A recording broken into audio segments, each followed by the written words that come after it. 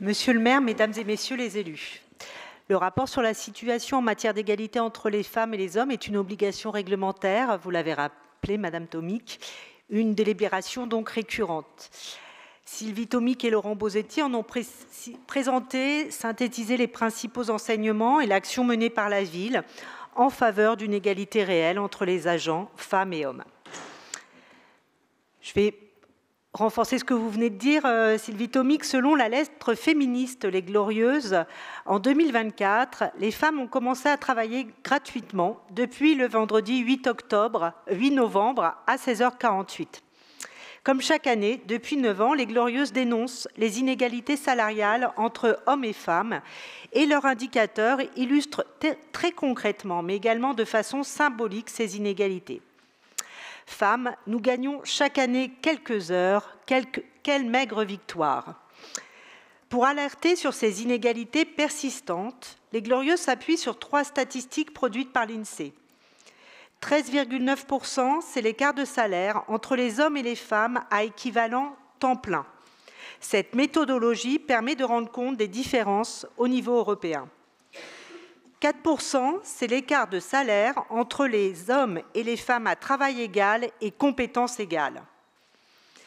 23%, c'est l'écart de salaire entre les hommes et les femmes, tout temps de travail confondu.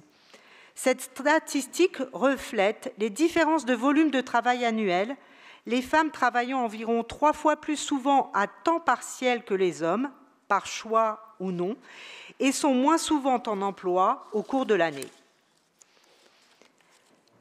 Dans quelques pays européens, et même au-delà, des actions ont permis des avancées significatives de réduction de ces inégalités. Nous pouvons citer en exemple la Suède, l'Espagne, l'Islande.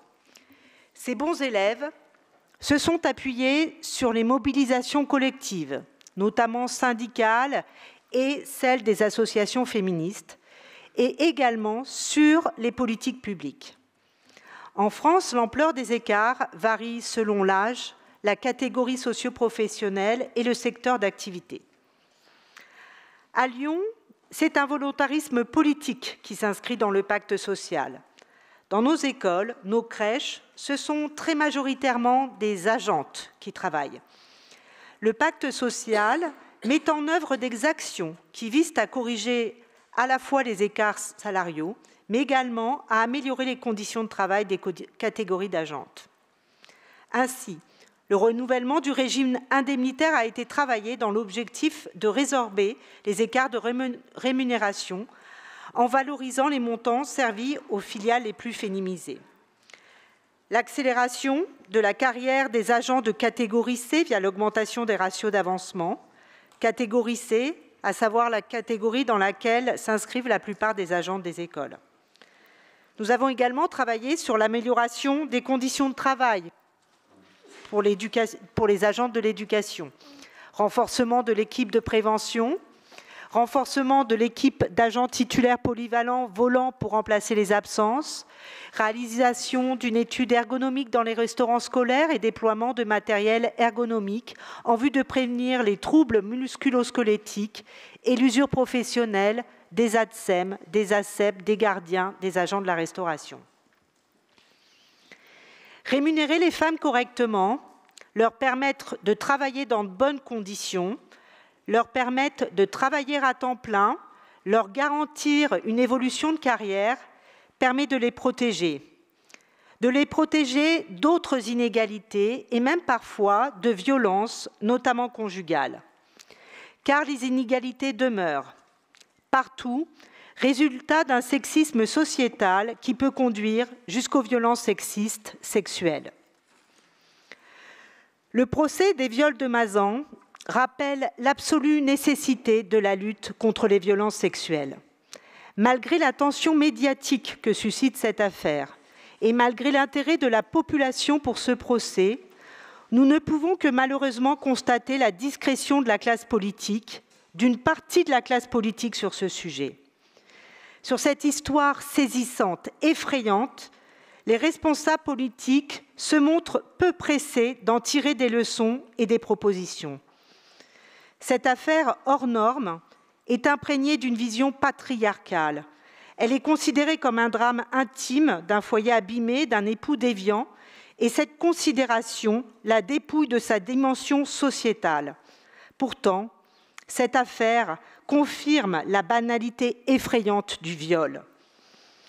Pour rappel, Hannah Arendt disait de la banalité du mal, les crimes les plus innommables ne sont possibles que parce qu'ils s'ancrent dans une culture profonde. C'est pourquoi nous ne pouvons que saluer l'engagement de la ville à travers différentes actions et auprès de nombreuses associations sur la question des violences sexistes et sexuelles, sur les questions de formation et sensibilisation, par exemple les formations d'agents de la police municipale sur les violences intrafamiliales, le harcèlement sexiste, le dispositif Angela, actif depuis mars 2023 et qui s'est complété de nouveaux commerces, le soutien à des initiatives comme les happenings de rue de l'association Le Lien Théâtre, mais également sur les actions auprès des jeunes dans les établissements scolaires, et également le soutien aux victimes et accompagnement. Nous soutenons l'association Masse Info Droits Victimes, qui en 2023 a accompagné 919 victimes résidentes à Lyon. Nous soutenons également les maisons de justice et du droit. Nous pouvons aussi saluer les subventions aux associations. 20 associations ont reçu des subventions pour leur implication dans la promotion de l'égalité femmes-hommes et la lutte contre les violences faites aux femmes. Je terminerai mon intervention en me référant à Françoise Héritier, anthropologue et dont une école lyonnaise porte le nom, qui avait malheureusement bien résumé notre réalité. Les différences de genre sont naturelles, mais les inégalités et les institutions qui les fondent et les consolident sont une construction des hommes, pas des humains, des hommes. Je vous remercie et vous invite à voter favorablement cette délibération.